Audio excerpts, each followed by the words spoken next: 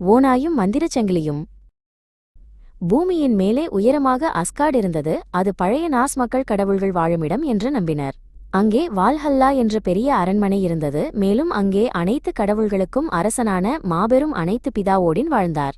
இப்போது அஸ்கார்டில் கடவுள்களுடன் ஒரு பெரிய ஓநாய் ராட்சத தாடைகள் மற்றும் வலிமையான கூர்மையான பற்களுடன் வாழ்ந்தது.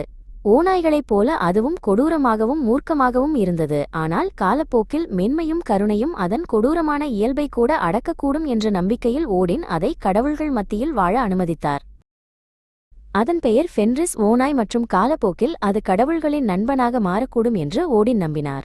இருப்பினும் காலம் செல்லச் செல்ல ஃபென்ரிஸ் ஓநாய் மென்மையாகவில்லை.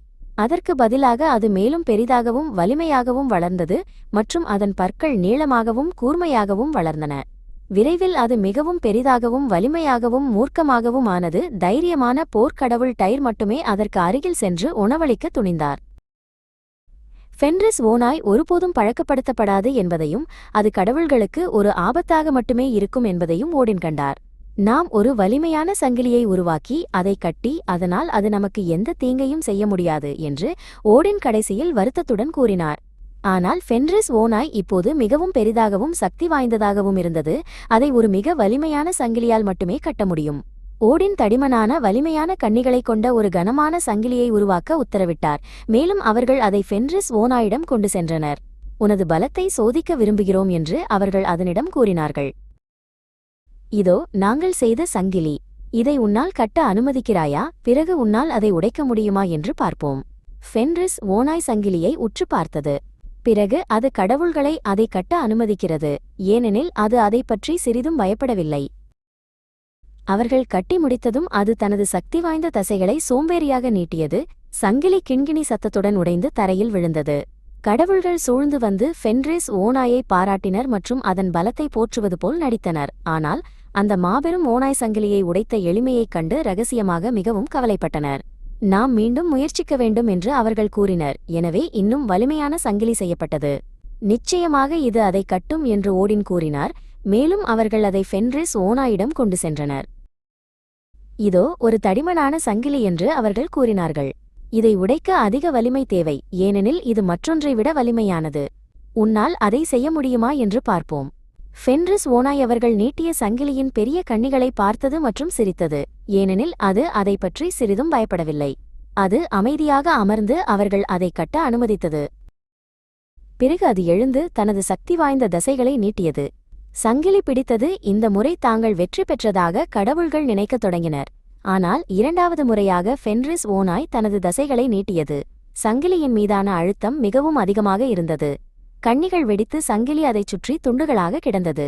மீண்டும் ஒருமுறை கடவுள்கள் ஃபென்ரிஸ் ஓநாயைச் சூழ்ந்து அதன் பெரும் பலத்தை புகழ்ந்தனர்.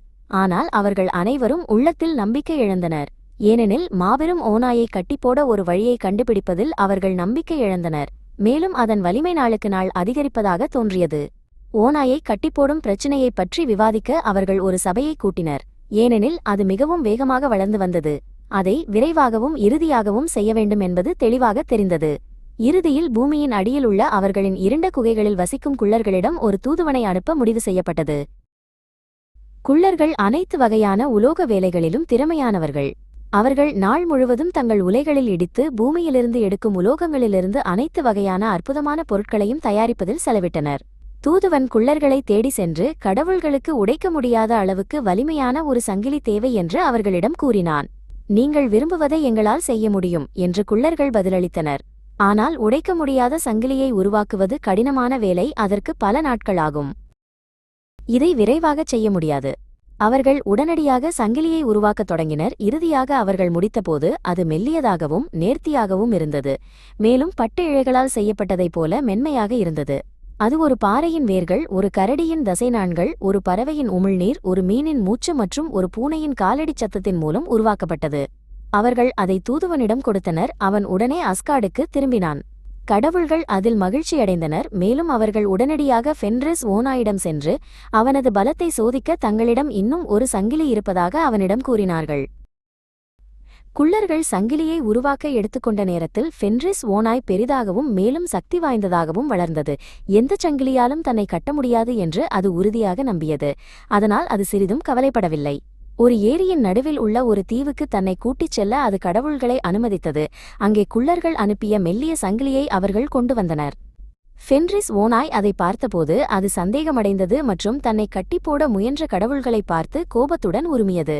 நிச்சயமாக ஒரு சங்கிலியால் கட்டுப்படுவதற்கு நீ பயப்படவில்லை என்று கடவுள்கள் கேலி செய்தனர். உன்னை இதுவரை எந்தச் சங்கிலியாலும் பிடிக்க முடியவில்லை. உனது பெரும் பலம் போய்விட்டது என்று நீ பயப்படுகிறாயா? உனது சங்கிலியை நான் நம்பவில்லை என்று ஃபென்ரிஸ் ஓநாய் உருமியது. இது ஒரு சாதாரண சங்கிலிக்கு மிகவும் மெல்லியதாகவும் உடையக்கூடியதாகவும் உள்ளது. இதில் ஏதோ மாயம் உள்ளது. கடவுள்கள் அவனை சமாதானப்படுத்த முயன்றனர். அவன் கட்டப்பட்டு மீண்டும் ஒரு முறை தனது பலத்தை சோதிக்க வேண்டும் என்று கூறினர். இறுதியாக அது பதிலளித்தது. நான் ஒரே ஒரு நிபந்தனையின் பேரில் மட்டுமே சம்மதிப்பேன். உங்களில் ஒருவர் தனது வலது கையை எனது வாயில் வைக்க வேண்டும். கடவுள்கள் பயத்தில் ஒருவரையொருவர் பார்த்து கொண்டனர். முதலில் யாரும் ஓநாயின் நிபந்தனைக்கு ஒப்புக்கொள்ளவில்லை. ஆனால் கடைசியில் தைரியமான போர்க்கடவுள் டைர் முன்வந்தார். அவர் தனது வலது கையை ஓநாயின் வாயில் வைத்தார். அதன் பிறகுதான் ஓநாய் அமைதியாக இருந்தது மற்றும் மற்ற கடவுள்களை தன் கழுத்தைச் சுற்றி சங்கிலியை கட்ட அனுமதித்தது. இப்போது நீ எவ்வளவு வலிமையானவன் என்று பார்ப்போம் என்று அவர்கள் கூறினார்கள். ஃபென்ரிஸ் ஓநாய் நீட்டியது மற்றும் நீட்டியது. ஆனால் அதன் பெரும் தசைகள் இந்த சங்கிலியை மற்ற சங்கிலிகள் உடைந்தது போல உடைக்க முடியவில்லை. பிறகு அது போராடியது, அழுத்தம் கொடுத்தது மற்றும் சண்டையிட்டது. ஆனால் எவ்வளவு முயற்சி செய்தாலும் சங்கிலி பிடித்திருந்தது. அது இறுக்கமாவதைப் போலவே தோன்றியது. இறுதியாக சோர்வடைந்த ஃபென்ரிஸ் ஓநாய் கடவுள்கள் தன்னை ஏமாற்றிவிட்டார்கள் என்பதையும் தான் மீண்டும் ஒருபோதும் சுதந்திரமாக இருக்க முடியாது என்பதையும் உணர்ந்தது. இடி போன்ற கர்ஜனையுடன் அது இன்னும் தன் வாயில் இருந்த டைரின் வலது கையின் மீது தனது தாடைகளை இறுக மூடி அதை கடித்து துண்டாக்கியது. அதன் கர்ஜனைக்கும் போராட்டத்திற்கும் பூமி அதிர்ந்தது. ஆனால் சங்கிலி எப்போதும் பிடித்துக்கொள்ளும் என்பதையும் மாபெரும் ஓநாய் இனி யாருக்கும் ஆபத்து இல்லை என்பதையும் கடவுள்கள் பார்க்க முடிந்தது. அவர்கள் சங்கிலியை ஒரு பாறையுடன் கட்டி அதனால் ஓநாய் ஒருபோதும் விடுபட முடியாது. மேலும் தங்கள் உன்னதச் செயலால் தங்களை காப்பாற்றிய டைருடன் தங்கள் வீடான அஸ்கார்டுக்கு திரும்பினர். ஃபென்ரிஸ் ஓநாய் இப்போது எந்த தீங்கும் செய்ய முடியாது என்று உறுதியாக நம்பினர்.